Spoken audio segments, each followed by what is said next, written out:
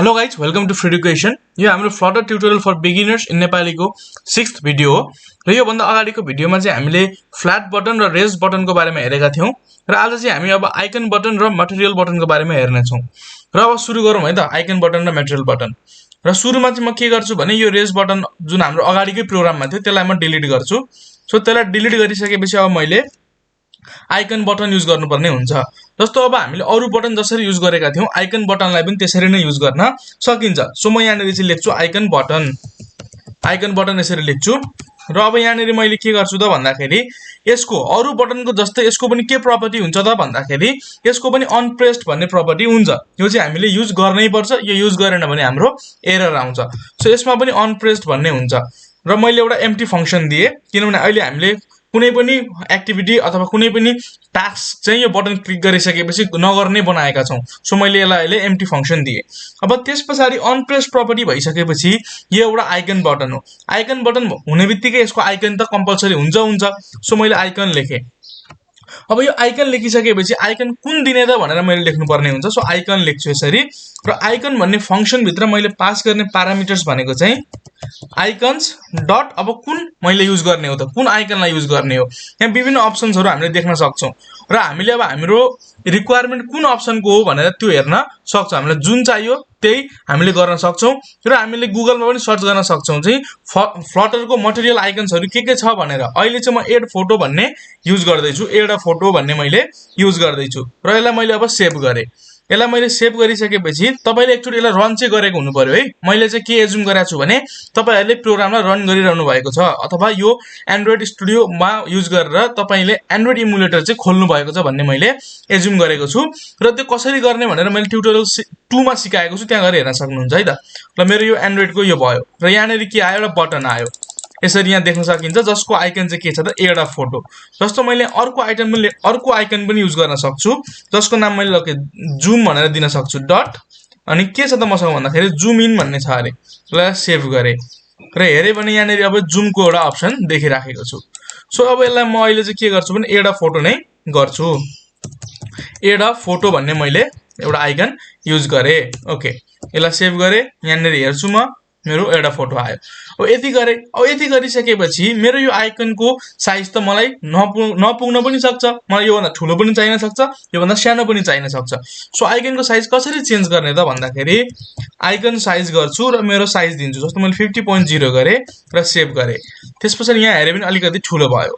जस्तो मैले यहाँ 100.0 गर्छु भने अझै ठुलो हुन्छ। यहाँ हेर्न सकिन्छ यो अझै ठुलो भयो।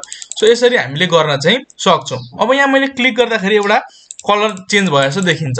यसलाई चाहिँ हामी स्प्ल्याश कलर भन्छौं। अरुमा पनि स्प्ल्याश कलरै भन्थ्यो, यसमा पनि स्प्ल्याश कलरै भन्छ। सो हेरौँ है त हामीले सेट गर्न सक्छौं स्प्ल्याश कलर। अब के दिनु त स्प्ल्याश कलर भन्दाखेरि कलर्स डट रेड दिउँ। Okay colours dot red.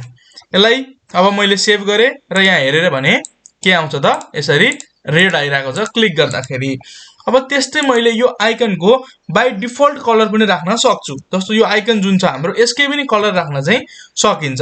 कसरी राख्ने भन्दा कलर्स डट ग्रीन राख्छु मैले।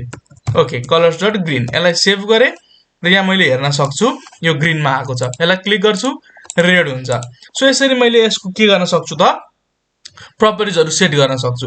अब जहिले मैले यसलाई लङ प्रेस गरे भने यो बटन के हो त यसको काम के हो भनेर पनि मैले एउटा टिप दिन सक्छु युजरलाई। त्यो कसरी राख्ने भन्दाखेरि यहाँ हामीसँग एउटा प्रपर्टी छ टुल टिप भनेर।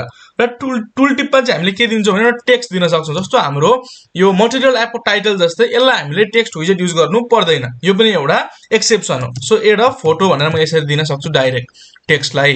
अब यहाँ मैले हेर्न सक्छु यसलाई मैले क्लिक गरिराखे भने मेरो यहाँ एड अ फोटो भनेर आयो। हेर्नु है त क्लिक गरिराखे भने एउटा फोटो भनेर आयो।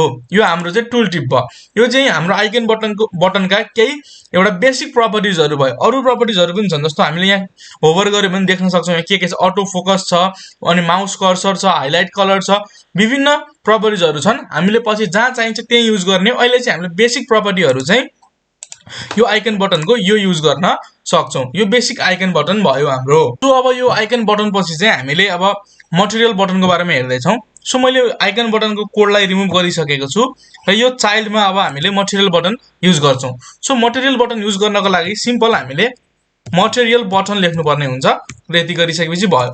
अब मटेरियल बटन एउटा बटन हो, सो यसको पनि अनप्रेस्ड भन्ने प्रपर्टी त हुन्छ। सो मैले अनप्रेस्ड बनाएँ र अनप्रेस्ड के गर्छु त भन्दाखेरि म एउटा ब्ल्याङ्क फङ्सन बनाउँछु अथवा एम्प्टी फङ्सन बनाउँछु, किनभने अहिले हामीले बटन क्लिक पछि केही पनि काम नगर्ने भनेर भनेका छौँ। सो यसलाई म अब सेभ गर्छु।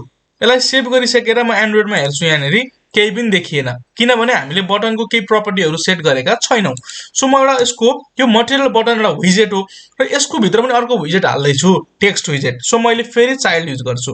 यो चाहिँ के को चाइल्ड हो भन्दा मटेरियल बटनको चाइल्ड हो र यो चाहिँ म के युज गर्छु त टेक्स्ट। र यहाँ म टेक्स्ट के दिन्छु भन्दाखेरि यहाँनिर मैले अब क्लिक मी भनेर दिन्छु। यो क्लिक मी भनेको मेरो टेक्स्ट भयो र यो टेक्स्ट अब कहाँ देखिन्छ भन्ने कुरा हामीले हेरौँ है त। सेभ गरेँ मैले र यहाँ गर्दाखेरि कहाँ आयो त क्लिक मी भनेर यहाँ आयो र यो चाहिँ हाम्रो रेज्ड बटन होइन कि फ्ल्याट बटन जस्तो देखिराखेको छ, किनभने हाम्रो यहाँ कुनै पनि एउटा बटन जस्तो देखिएको छैन कि यो टेक्स्ट जस्तो मात्र देखिरहेको छ। र जब हामीले यहाँ क्लिक गर्छौँ सानो एउटा कलर ट्रान्जिसन भयो जस्तो चाहिँ देखिन्छ। सो यो एउटा नर्मल फ्ल्याट बटन जस्तो बिहेभियर गर्यो र यो मटेरियल बटन भनेको सबैभन्दा बढी कस्टमाइजेबल बटन हो। यो मटेरियल बटन युज गरेर हामीले अरू बटनहरू बनाउन सक्छौँ, जस्तो फ्ल्याट बटन, रेज्ड बटन पनि यो मटेरियल बटन युज गरेर हामीले बनाउन सक्छौँ। सो यो चाहिँ हाम्रो मटेरियल बटन भयो। अब हामी यसको अरू प्रपर्टिजहरू सेट गर्छौँ। अब जस्तो हामीले यसो कलर सेट गर्नु पर्यो यो बटनको भने के गर्छौँ त अरूमा सेट गरे जस्तै कलर भनेको कलर्स डट रेड भनेर मैले दिएँ। जसरी हामीले अरू बटनमा युज गरेका थियौँ त्यसरी नै हामीले यहाँ युज गर्न सक्छौँ र सेभ गरिसकेपछि यहाँ देख्यौँ कलर आइरहेको छ। अब हामीले अरू बटनमा युज गरे जसरी नै यहाँ पनि हामीले स्प्ल्यास कलर युज गर्न सक्छौँ। सो स्प्ल्यास कलर भनेको चाहिँ कलर्स डट कुन कलर दिने भन्दाखेरि मैले यहाँनिर अब ओके यहाँ ओरेन्ज दिएँ, सेभ गर्छु र यहाँ हेर्छु स्प्ल्यास कलरमा ओरेन्ज कलर आइराखेको छ। सो यसरी हामीले कलर चेन्ज गर्न पनि सक्छौँ मटेरियल बटनको। अब मटेरियल बटन हामीले यति गऱ्यौँ। अब अरू जस्तो जुन अरू हामीले बटन युज गरेका थियौँ रेज बटन भयो अनि फ्ल्याट बटन भयो। अब यहाँ चाहिँ हामीले के गर्न सक्छौँ मटेरियल बटनमा एक्स्ट्रा भन्दाखेरि हामीले यसको सेप पनि बनाउन सक्छौँ। अरू कुरा त सिमिलर नै हुन्छ, त्यस्तो केही फरक भएन, तर हामीले यसको सेप दिन सक्छौँ। जस्तो राउन्डेड कर्नर्सहरू कसरी बनाउने भन्दाखेरि हामीले यो मटेरियल बटन युज गर्न सक्छौँ। सो त्यसको लागि सुरुमा हामीले के गर्नुपर्ने हुन्छ भन्दाखेरि यसको हाइट र विड्थ सेट गर्नुपर्ने हुन्छ, किनभने हामीले हाइट र विड्थ सेट गरेनौँ भने एजेसहरूलाई राउन्ड गर्न गाह्रो हुन्छ। त्यही भएर हामीले हाइट र विड्थ कम्पलसरीली सेट गर्नुपर्छ। सो हाइट मैले राख्छु कति भन्दाखेरि 50.0। त्यस पछाडि हामीले अब विड्थ राख्ने बेलामा चाहिँ मिनिमम विड्थ भनेर राख्नुपर्छ र मिनिमम विड्थ चाहिँ म कति राख्छु भने 100.0। ओके यति भयो, मैले सेट गरेँ। यति गरिसकेपछि यहाँ एन्ड्रोइडमा हेऱ्यौँ भने यो देखिन्छ यस्तो खालको एउटा बटनको हाइट र विड्थ चेन्ज भएको। जस्तो मैले यहाँ 500 गरेर सेभ गरेँ भने हेर्न सक्छौँ यसको हाइट एकदमै बढ्यो। सो मैले अहिले यसलाई 50 नै राखेँ। यति गरेँ मैले। अब यो बटनको सेप चेन्ज गर्नको लागि चाहिँ हामीले के गर्नुपर्छ भन्दाखेरि सेप भन्ने एउटा प्रपर्टी युज गर्नुपर्छ र यो प्रपर्टीमा हामी राउन्डेड रेक्टेङ्गल भनेर युज गर्छौँ। सो राउन्डेड रेक्टेङ्गुलर बोर्डर यति गरिसकेपछि अब हामीले यहाँभित्र केही प्यारामिटर्सहरू पास गर्नुपर्ने हुन्छ, जस्तो border radius. So border radius अब हामीले कति राख्ने भनेर सेट गर्नुपर्ने हुन्छ बोर्डर रेडियस। अब बोर्डर रेडियस चाहिँ हामीले यसरी सेट गर्छौँ, बोर्डर रेडियस अनि डट कस्तो त भन्दा सर्कुलर। सो यहाँ हरिजेन्टल लर्पहरू छ त्यो अहिले हामी हेर्दैनौँ, सो सर्कुलर मात्रै हेर्छौँ। सो कति रेडियसको सर्कुलर बनाउने भनेर हामीले यहाँ सेट गर्नुपर्छ। सो 25। यसलाई सेभ गर्नुहोस् र यहाँनिर हेर्नुभयो भने सर्कुलर बटन बनेको छ। सो यसरी हामीले एउटा सर्कुलर बनाउन सक्छौँ। अर्को हामीसँग के प्रपर्टी छ सेपभित्रै भन्दाखेरि स्टेडियम भन्ने छ, स्टेडियम बोर्डर भन्ने छ।